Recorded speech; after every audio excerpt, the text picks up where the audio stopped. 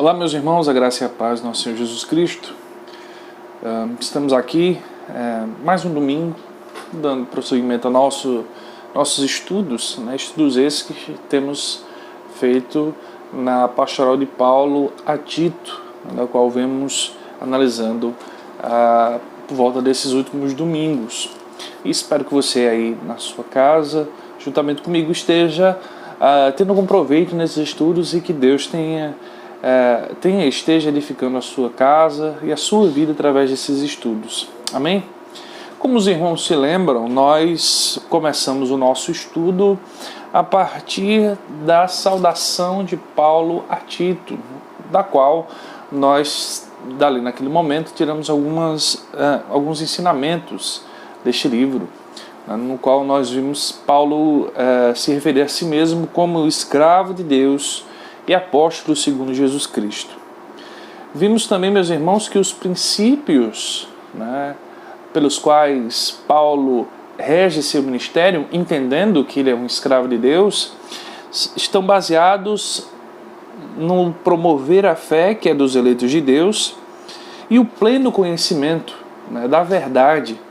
E esse projeto, digamos assim, essa missão de Paulo, está embasada na fidelidade da esperança da vida eterna, que o Deus que não pode mentir prometeu. Então nós passamos o nosso primeiro momento analisando essa saudação e vendo as bases do ministério de Paulo. No segundo momento nós vimos o direcionamento de Paulo a Tito na igreja de Creta. A igreja está em desenvolvimento, então a igreja precisa ser organizada. Então Paulo envia Tito a Creta, onde ali se localizava uma igreja, e provavelmente, como eu disse naquele momento, meus irmãos, essa igreja não possuía líderes, ou pelo menos não líderes constituídos. E ali Tito, com o mesmo propósito, com a mesma missão de Paulo, baseados no mesmo fundamento de um Deus que não pode mentir, passa a organizar a igreja, dar prosseguimento àquilo que provavelmente Paulo iniciou.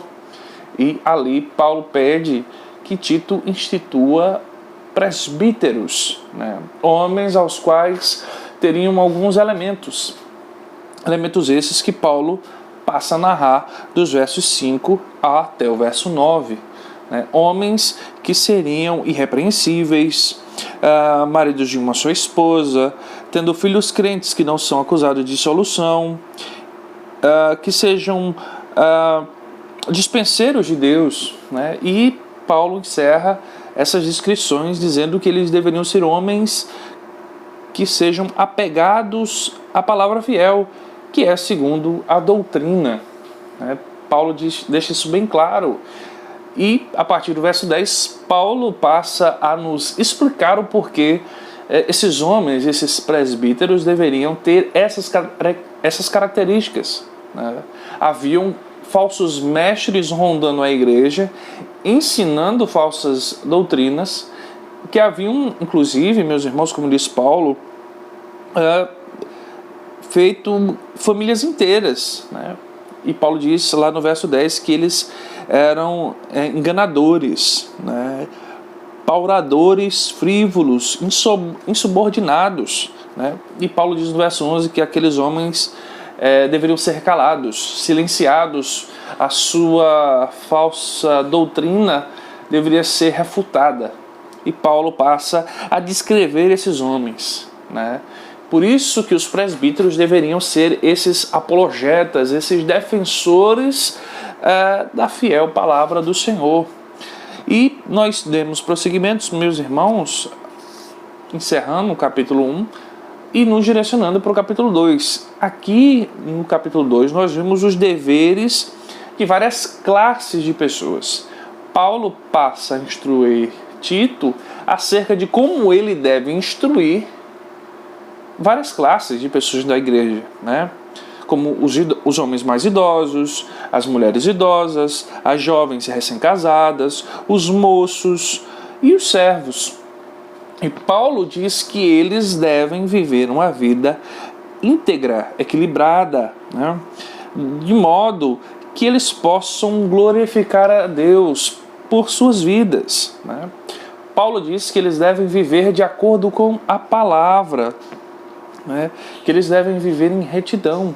E assim nós encerramos o nosso estudo na semana passada com esse texto. E hoje nós encerraremos o capítulo 2 com a parte mais interessante desse texto, das quais nós vamos estudar agora, né? Dos versos 11 até o verso 15, se você estiver com sua Bíblia aberta, espero que sim. Abramos nossas Bíblias, meus irmãos, na carta de Paulo a Tito, capítulo 2, a partir do verso 11 até o verso 15, né, que diz o seguinte: porquanto a graça de Deus se manifestou salvadora a todos os homens, educando-nos para que, renegadas a impiedade e as paixões mundanas, vivamos no presente século sensata, justa e piedosamente, aguardando a bendita esperança e a manifestação da glória do nosso grande Deus e Salvador, Cristo Jesus, o qual a si mesmo se deu por nós, a fim de remir-nos de toda iniquidade e purificar para si mesmo um povo exclusivamente seu, zeloso de boas obras. Diz estas coisas, exorta e repreende também com toda a autoridade. Ninguém te despreze. Esse é o nosso texto, meus irmãos. E antes de nós darmos esse prosseguimento, vamos orar ao Senhor. Curve sua fronte, estejamos nesse momento orando a Deus. Senhor, meu Deus, meu Pai, pedimos a Tua graça, Senhor. Pedimos a Tua graça sobre nós, para que o Senhor nos ajude a compreender a Tua palavra. Ó Deus, ilumina-nos com o Teu Santo Espírito, ilumina cada palavra do Teu Santo Evangelho, ó Deus, para que possamos aprender e viver a partir dele. Ó Deus, é assim que nós oramos a Ti, em nome do Teu Filho amado, Jesus Cristo. Amém. Amém, meus irmãos? Meus irmãos, precisamos, antes de adentrarmos também ao nosso estudo nesse texto, no texto que acabamos de ler, dos versos 11 até o verso 15, precisamos perceber que aqui nós temos algo diferente do que nós normalmente encontramos nas cartas de Paulo.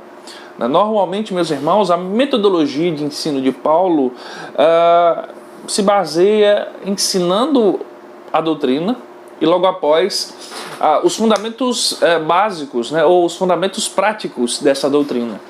É assim que Paulo faz na sua carta aos Romanos, é assim que ele faz na carta de Gálatas, Efésios e na carta aos Colossenses. Paulo primeiro ensina a doutrina e depois ele ensina os fundamentos ou as bases práticas da qual a igreja que aprendeu aquela doutrina deve viver. Mas aqui na sua carta, na sua epístola, né, na sua pastoral a Tito, Paulo inverte a sua metodologia. Porque o que nós vemos, meus irmãos, dos versos 1 até o verso 2, são os fundamentos práticos. Paulo ensina como a igreja deve viver, como todas as classes devem viver enquanto cristãos, enquanto povo escolhido de Deus, né? Sejam os homens idosos, as mulheres idosas, as jovens recém-casadas, os moços, né? E também os servos. Paulo aborda essas classes como aquilo que deveria ser a sua vida prática. Mas aqui, logo após, Paulo mostra os fundamentos teológicos para uma vida santa, né? Paulo, como eu já disse, Paulo inverteu a sua metodologia. Mas o que isso quer dizer, meus irmãos? Paulo, meus irmãos, quer nos mostrar que a ordem não muda as circunstâncias do ensinamento. Não importa se ele está apresentando primeiro a doutrina ou depois a prática, né? Não importa se primeiro vem a teologia e depois a ética, ou a ética e a teologia, né? O que Paulo quer nos ensinar, meus irmãos, que o que de fato importa é que o que deve redundar na vida da igreja é que toda a doutrina precisa desembocar em vida prática. né? Não há doutrina que não resulte em vida prática. E não há uma verdadeira vida prática que não resulte de uma verdadeira doutrina. Então essas coisas estão ligadas. É isso que Paulo está nos ensinando aqui. E por isso não importa se ele ensinou primeiro a doutrina e depois a vida prática, ou a vida prática e depois a doutrina. O importante é que as duas coisas estejam conectadas. As duas informações estejam conectadas, né? Doutrina e vida prática, teologia e ética. Essas duas coisas precisam andar juntas na compreensão da igreja, né? Como eu disse, Paulo falou nos versos de 1 a 10 dos relacionamentos. Agora, ele, nos versos 11 a 15, ele nos dará os fundamentos desses relacionamentos, né? E aqui, meus irmãos, veremos a manifestação, a pedagogia e, finalmente, a operação da graça. Pois é a doutrina da graça a qual Paulo passa a ensinar aqui nesses versos, né? A graça é que redunda toda a vida prática da igreja, né? Desemboca na vida prática da igreja, né? Como diz no verso 18, ou melhor, 8, né? Linguagem sadia e irrepreensível, para que o adversário seja envergonhado, não tendo indignidade nenhuma que dizer a nosso respeito, né? Ele diz também no verso 7, né? Um verso antes: torna-te pessoalmente o padrão das boas obras no ensino, mostra integridade e reverência, né? Tito também deveria ser o padrão dessa vida moral e ética, da qual é o resultado da compreensão da doutrina da graça. E aqui, meus irmãos, Paulo vai nos apresentar essa doutrina, como eu já disse, através da sua manifestação, através da sua pedagogia e através da sua operação, das quais nós passamos a falar agora, meus irmãos. Nos primeiros versos, Paulo nos fala porquanto, e vejam, meus irmãos, que este porquanto está ligado aos versos anteriores, né? O que Paulo está dizendo, olha, tudo isso que eu falei até agora está relacionado com isso que eu falarei a partir de então, né? E diz, portanto, a graça de Deus se manifestou salvadora a todos os homens, né? Paulo está falando da manifestação da graça, né? E, meus irmãos, precisamos entender que só podemos ter uma vida santa por causa da manifestação da graça, né? E precisamos entender também, meus irmãos, que a graça não surge na encarnação do Cristo, nem na crucificação. A graça sempre existiu. A ação de Deus sempre foi pela graça. Mas a partir de Cristo nós temos a manifestação da graça, né? As pessoas passam a entender o que é graça. Deus traz à luz aquilo que sempre existiu, mas estava nas trevas, no não entendimento das pessoas. E Deus a faz clara como o dia, né? Deus a explica, a manifestou, né? Uma teofania, né, do próprio Cristo, né, sendo apresentado. Deus se apresenta como o doador da graça, né? Por isso Paulo diz, porquanto a graça de Deus se manifestou, né? A graça de Deus, meus irmãos, é aquilo que nos faz viver uma vida santa, né? E sem esse entendimento nós jamais poderíamos compreender o que é viver uma vida santa. E Paulo aqui, meus irmãos, nos mostra a origem da graça. Vejam, meus irmãos, que ele diz, porquanto a graça de Deus se manifestou. A graça de Deus foi manifesta pelo próprio Deus. Ela se esclarece, como eu disse, com Cristo, né? É Jesus que traz a doutrina da graça, a graça propriamente dita, ao entendimento real. A luz, né, ilumina aquilo que estava obscurecido. A noção de graça já existia, a graça já existia, como eu já disse, mas é Jesus que traz a origem, né? Ele revelou-se, manifestou-se a graça. Paulo também fala sobre a natureza dessa graça, né? Como é a natureza? A natureza da graça, como diz, ela se manifestou salvadoramente, né? A natureza da graça é a salvação. A graça é o favor imerecido. A salvação é o favor imerecido. Deus salvou pessoas que não mereciam. Deus escolheu homens e mulheres pecadores que estavam já com o decreto infernal de condenação.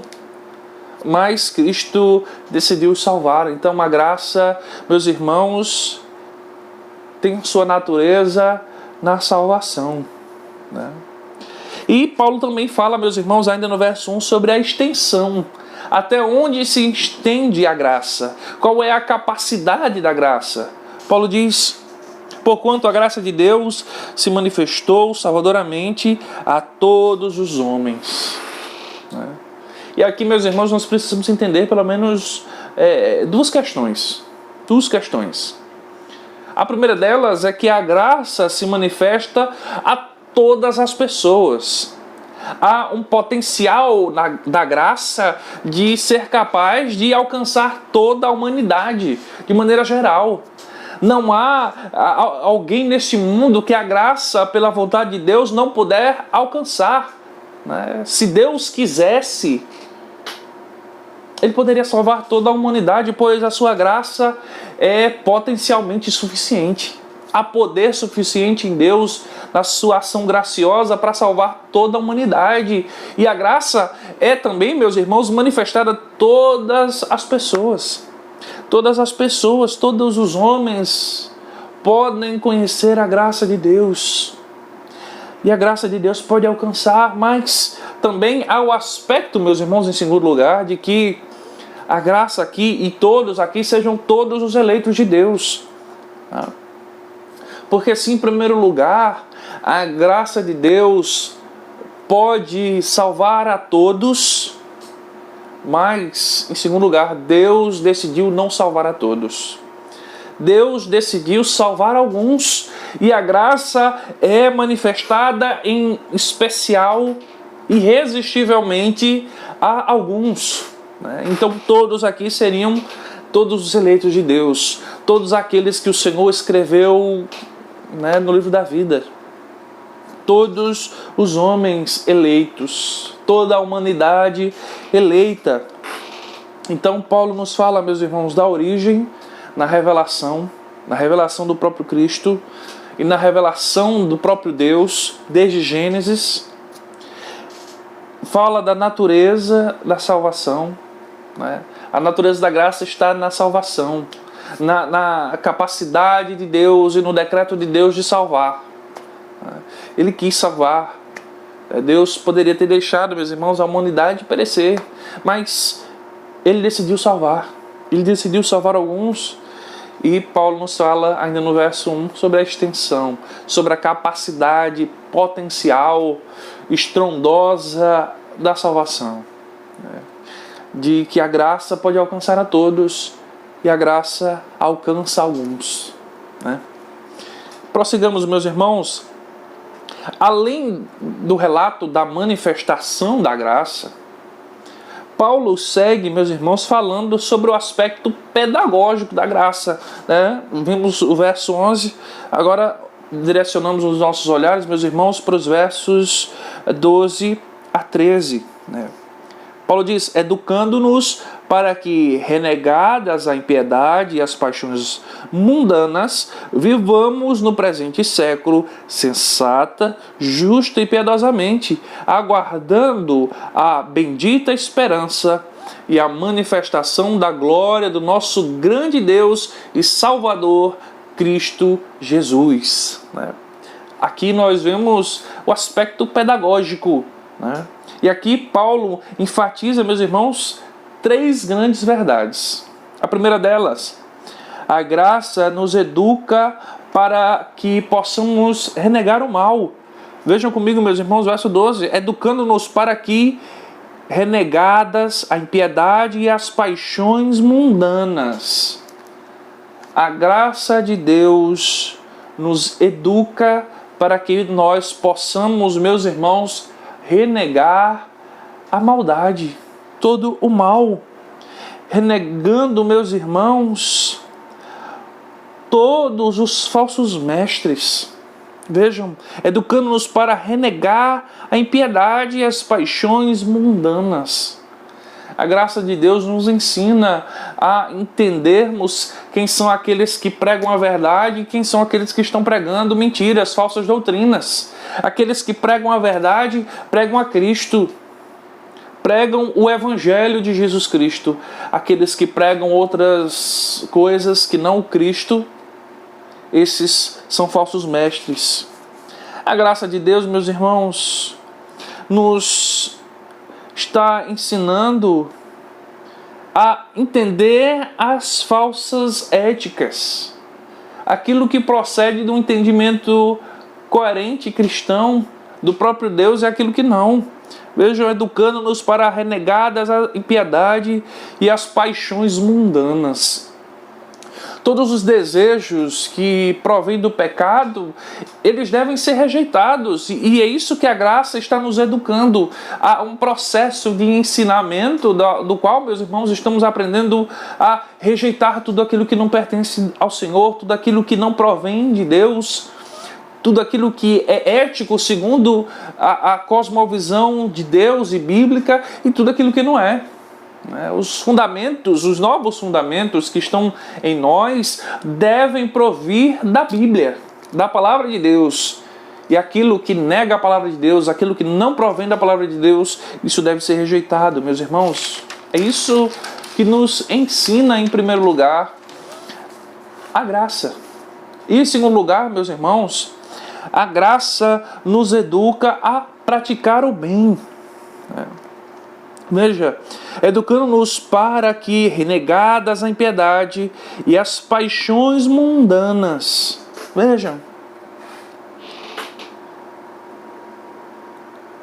a graça de Deus, meus irmãos, nos ensina a, em primeiro lugar, rejeitar tudo o que é mal, mas, em segundo lugar, nos ensina, meus irmãos, a praticar o bem, a guardar aquilo que provém de Deus. Vejam, meus irmãos, na parte B do texto, para que vivamos no presente século sensata, justa e piedosamente. Vejam, meus irmãos, que a graça de Deus nos ensina a nos relacionarmos de maneira correta com aquilo que está ao nosso redor. Ela nos ensina a nos relacionarmos de maneira correta com nós mesmos, né? Rejeitando as paixões mundanas. Vivamos no presente século.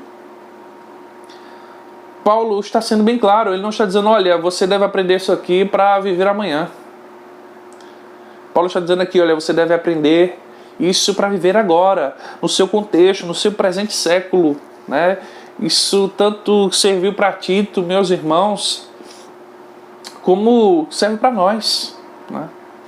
Tanto serviu para o povo de Deus no primeiro século, como serve para nós em 2021, né?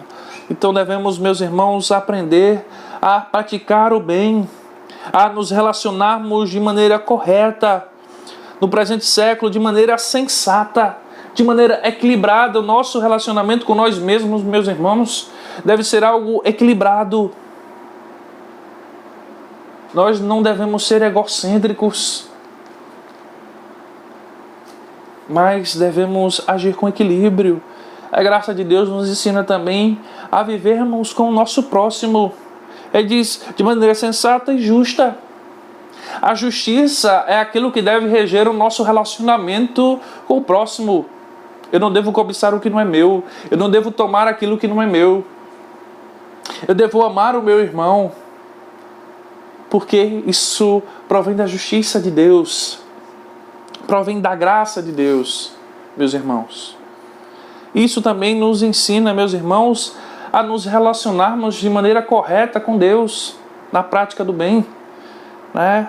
De maneira sensata, justa e piedosamente. E a ideia de piedade aqui é um viver, meus irmãos, consonante à reverência a Deus. né? Porque sim, em primeiro lugar, meus irmãos, devemos rejeitar a impiedade. Em segundo lugar, devemos buscar viver uma vida piedosa, uma vida de entrega ao Senhor, uma vida de busca a Deus e nos relacionarmos com o Altíssimo, pois isso é proveniente da graça. A capacidade que nós podemos agora, meus irmãos, nos relacionarmos com Deus. Você pode agora, aí onde você está, meus irmãos, seja na sua casa, em qualquer outro lugar, você pode se relacionar com Deus. Se você tem vivido uma vida de pecado, se você tem abandonado ao Senhor, você pode agora se voltar para Jesus. Você pode agora reajustar o seu pacto com o Senhor, com o seu relacionamento com o Senhor, né? Pois isso é proveniente da graça, meus irmãos. Em terceiro lugar, a terceira lição que Paulo nos dá sobre a pedagogia da graça, meus irmãos, é que a graça nos educa para guardarmos a manifestação da glória de Deus. Vejam, o verso 13: aguardando a bendita esperança e a manifestação da glória do nosso grande Deus e Salvador, Cristo Jesus. E, meus irmãos, a ideia de aguardando aqui é mais do que estar parado esperando, né? É como se hospedássemos em nosso coração a certeza de que a bendita esperança, a boa esperança, a bem-aventurada, né? O termo aqui bendita, no original é makairos, bem-aventurado, né? Então, a bem-aventurança da esperança, né, é uma esperança certa, né, daqueles que guardam em seus corações a certeza da volta de Cristo, né, de que assim como Ele se manifestou, se encarnando, Ele voltará. Né, Ele voltará em manifestar-se da sua glória, né, da glória do nosso grande Deus. Veja como Paulo enaltece a Cristo nesse texto. O Deus da graça, o Cristo da graça é agraciado aqui nas palavras de Paulo como o nosso grande Deus.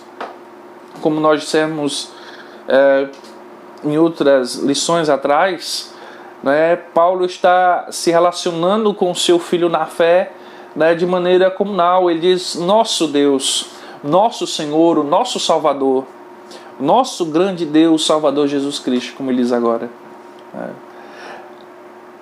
E a graça, meus irmãos, nos educa para que esperemos no Senhor, que guardemos em nossos corações a certeza da graça de Deus, que a sua glória se manifestará, que o Cristo, ao qual nos deu da sua graça, se manifestará novamente em glória. E, meus irmãos, prossigamos. Já falamos, meus irmãos, da manifestação da graça. Já falamos também de como a graça é pedagógica. Ela nos ensina a rejeitarmos o que é mal, nos ensina a praticarmos aquilo que é bom e nos ensina, meus irmãos, a aguardar a manifestação da glória de Deus. Ele vem, Ele está vindo. Em tempo certo, o Senhor se manifestará. E, meus irmãos, às vezes as dúvidas vão querer invadir nosso coração, mas esses textos como este, devem renovar a nossa fé. Devem ressoar em nosso coração como um sopro de alívio, do qual nos fazem recobrar o ânimo e voltarmos a preencher o nosso coração com a certeza de que o Senhor se manifestará. E agora, meus irmãos, passamos a falar sobre a operação da graça, né? Como a graça opera, segundo aqui o texto de Paulo, né?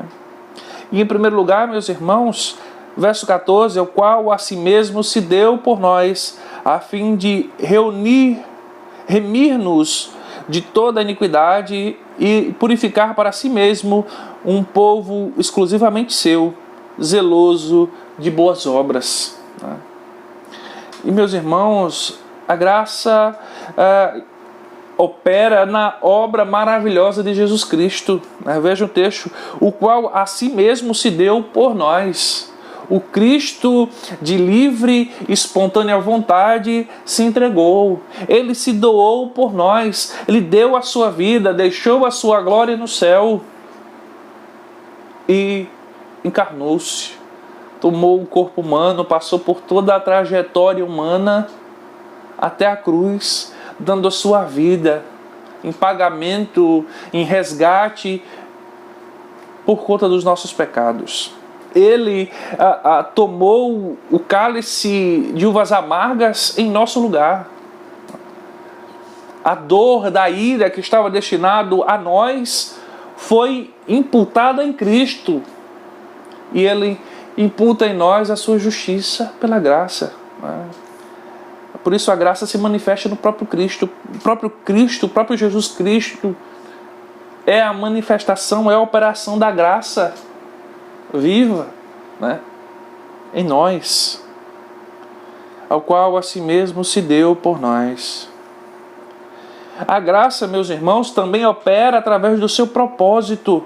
Vejam o que Paulo diz: ao qual a si mesmo se deu por nós, a fim de remir-nos de toda iniquidade e purificar para si mesmo um povo exclusivamente seu. Há dois aspectos aqui, meus irmãos, no propósito dessa graça.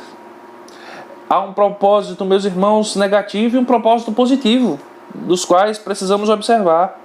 Em primeiro lugar, o Senhor veio nos remir. Veio nos remir de toda a nossa iniquidade. E a ideia de iniquidade aqui, meus irmãos, são todas as ações que são contra Deus. Tudo aquilo que é uma ação contrária à vontade do Senhor. E Deus veio nos remir, veio nos expurgar de tudo aquilo que não provém de Deus. Lembre-se, nós antes éramos tidos como inimigos de Deus, mas agora a graça se manifestou em nós. Lembramos, meus irmãos, do texto lá de Efésios. Se você puder abrir comigo, meus irmãos. Efésios capítulo 2. Ele nos deu vida, estando vós mortos nos vossos delitos e pecados, os quais andastes outrora, segundo o curso deste mundo, segundo o príncipe da potestade do ar, do espírito que agora atua nos filhos da desobediência, entre os quais também todos nós andamos outrora, segundo as inclinações da nossa carne, fazendo a vontade da carne. Vejam, meus irmãos, nós éramos esses iníquos, impenitentes, e Jesus vem operando pela graça, remir-nos de toda a iniquidade.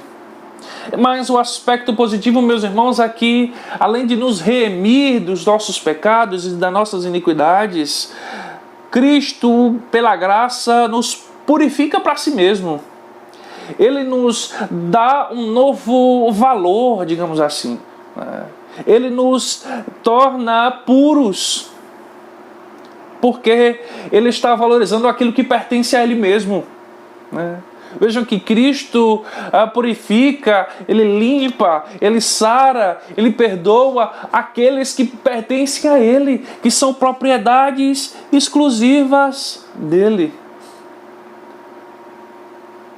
Os crentes são propriedades exclusivas de Deus, e por isso Jesus vai remir o seu povo das suas iniquidades. Por isso Ele vai purificá-los, porque eles são seus. Meus irmãos, e também, ainda falando sobre a operação da graça, ela está, meus irmãos, operando também no resultado. Ela opera nas obras de Cristo. Ela opera no propósito de Deus em remir e purificar o seu povo que é seu, exclusivamente seu. E em seu resultado, ainda no verso 14. Vamos ler o verso todo. Ao qual a si mesmo se deu por nós, a fim de remir-nos de toda iniquidade e purificar para si mesmo um povo exclusivamente seu, zeloso de boas obras. Vejam, o resultado da operação da graça é tornar um povo remido, purificado e zeloso de boas obras. Aqueles que são apegados por boas obras. Essa, meus irmãos, é o resultado da graça.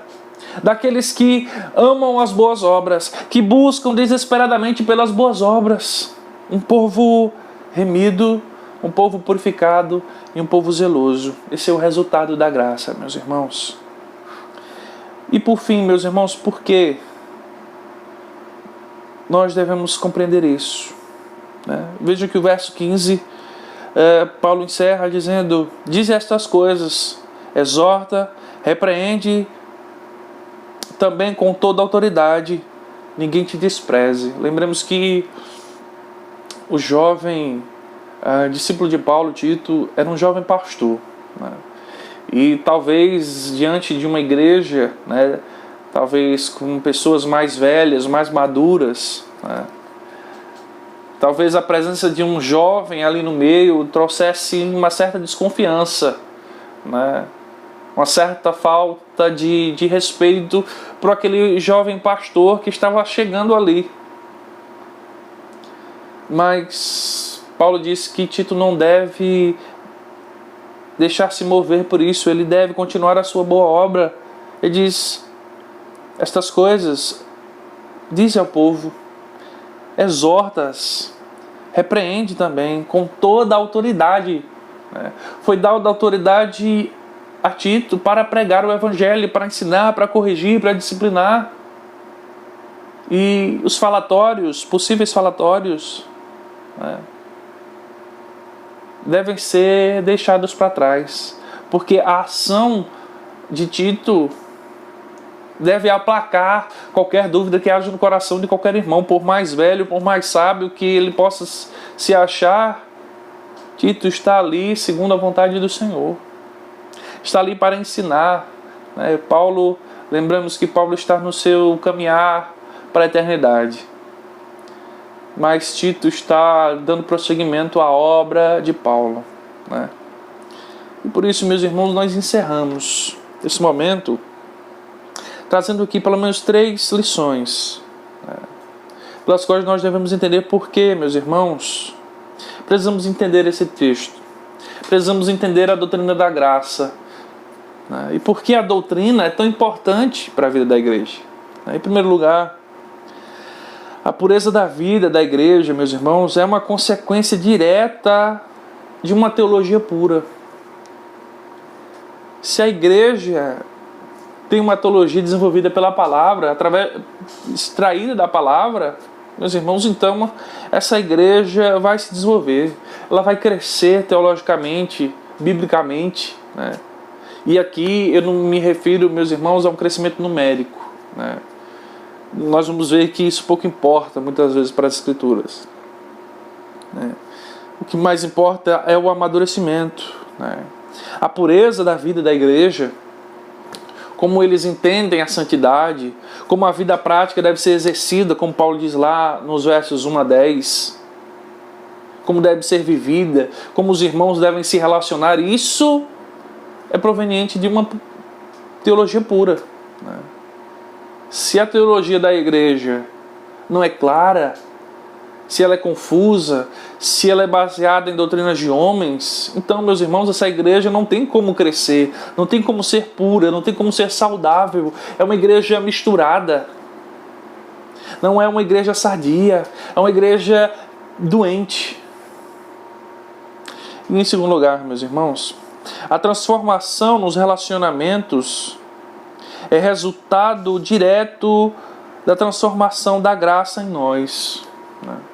Precisamos entender a graça, meus irmãos, porque nós estamos todos os dias sendo transformados. Os nossos relacionamentos devem nos transformar a cada dia, devem ser transformados, melhor dizendo. Se eu tenho dificuldade com algum irmão, eu devo clamar ao Senhor que me ajude, que me dê da sua graça para que eu consiga me relacionar com um determinado irmão. E isso é muito difícil, meus irmãos, nos nossos dias. Temos esquecido da operação da graça de Deus. Muitas vezes nós desistimos da igreja por N motivos, né? E quando eu falo da igreja aqui, da comunidade. Desistimos da comunidade porque nós não nos agradamos de algumas pessoas, ou porque algumas pessoas falam mal de nós, e nós precisamos buscar a graça, né? Sermos transformados pela transformação da graça que se dá em todo crente, né?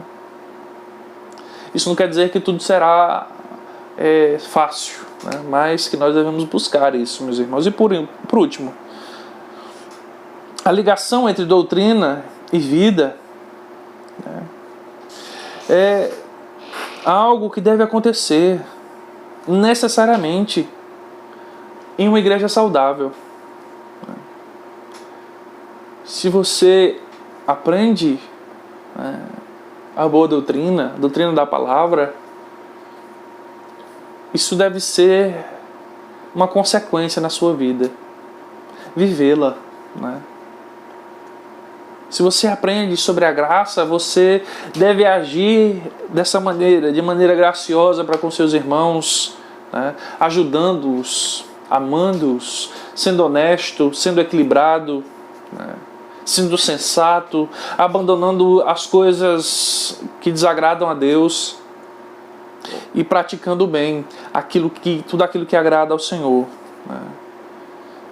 E o contrário também é verdade, meus irmãos. A boa prática, a boa vivência da igreja é resultado de uma boa doutrina, de um bom ensinamento, né? Se nós, como igreja de Deus, não temos mudado, não temos avançado, das duas uma, ou não estamos aprendendo as doutrinas corretamente, ou não estamos sabendo aplicá-las em nossas vidas. E para isso nós precisamos, de fato, meus irmãos, buscar a palavra do Senhor, buscá-la incessantemente, buscar os seus ensinamentos. E para isso nós podemos ler bons livros, fazer cursos, né? Nós temos diversas possibilidades de ensino. Temos aí o nosso seminário de Jonathan Edwards, né, para aprender. Nós temos os nossos cultos, né, que são riquíssimos pela graça do nosso Deus. Então não nos falta oportunidade de aprender. Então devemos buscar também, meus irmãos, no Senhor, aprender a viver essas doutrinas em nossa vida prática. E assim, meus irmãos, encerramos o nosso estudo por hoje.